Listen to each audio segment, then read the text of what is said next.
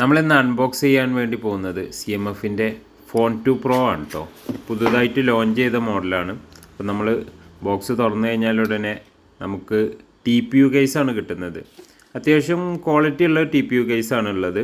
അത് കഴിഞ്ഞ് നമ്മുടെ ഫോൺ എപ്പോഴും ബ്ലാക്ക് കളറിനോട് എനിക്ക് ഭയങ്കരമായിട്ടുള്ളൊരു ക്രൈസാണ് കേട്ടോ. അപ്പോൾ അധികം ഞാൻ ബ്ലാക്ക് തന്നെയാണ് എപ്പോഴും ചൂസ് ചെയ്യൽ.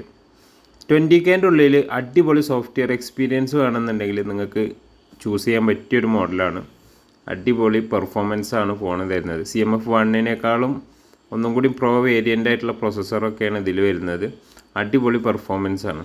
പിന്നെ ഒരു പ്രത്യേകത എന്താണെന്ന് വെച്ചാൽ നമുക്ക് ഈ ബോക്സിൽ ചാർജർ വരുന്നുണ്ട്.